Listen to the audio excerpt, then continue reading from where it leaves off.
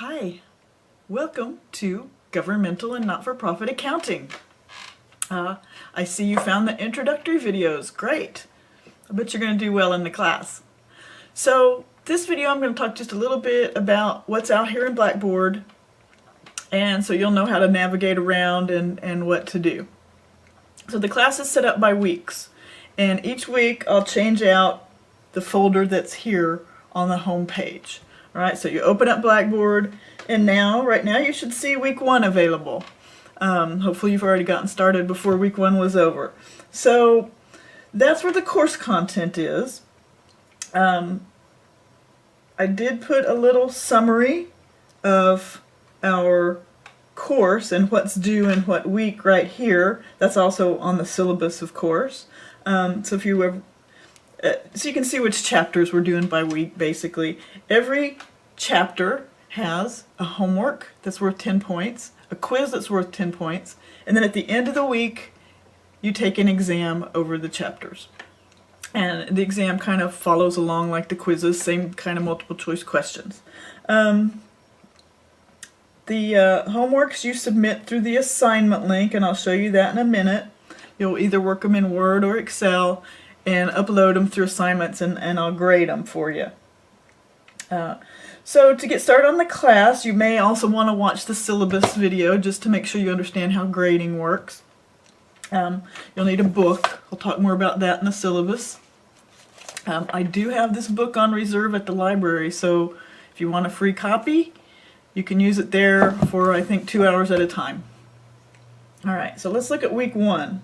So I'll always have the weeks out there, and if you wanted to work ahead and that link for that week isn't there yet, all you have to do is come out here to all course content.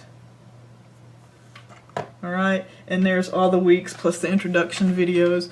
So it's all out there, so if you wanted to work ahead, especially if you're going on vacation or something and you know during week 3 you won't be around or you don't really want, work ahead. That is fine. It's perfectly allowed.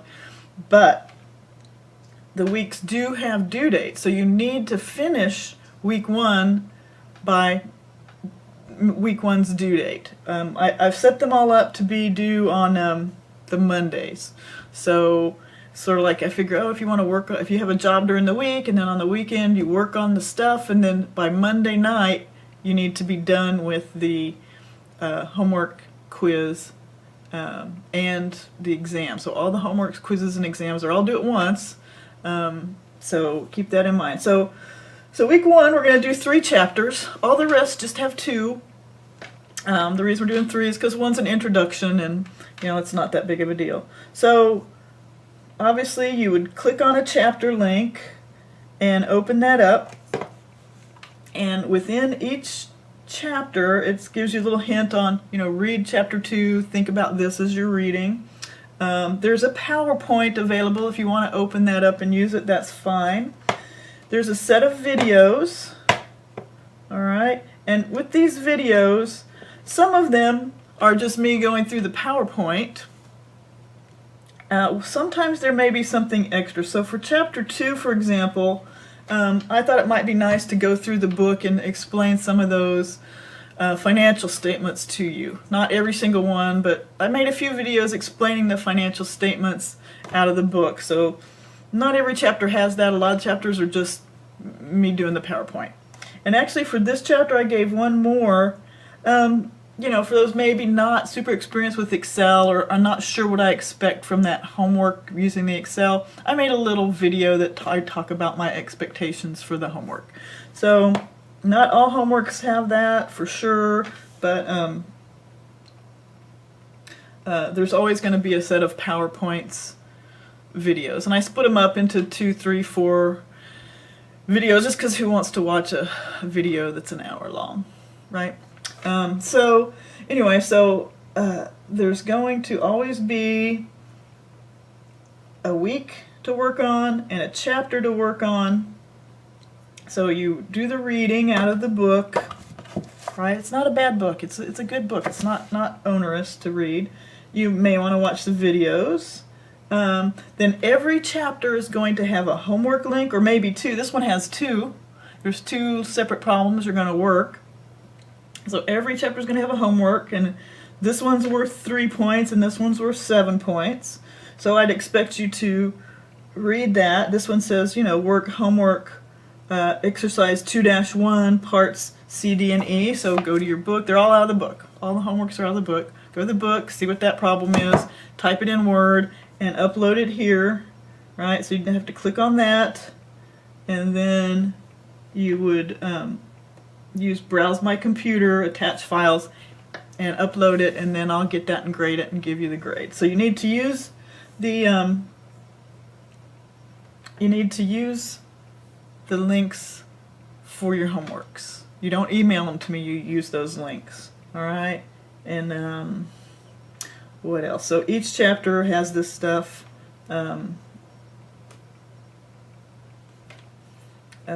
And each chapter has a quiz down at the bottom.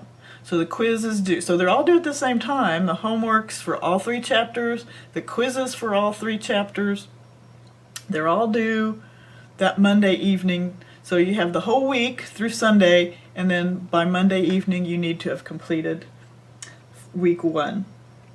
All right, so to do the quiz, you're just going to come down and click on it and start it, click to begin.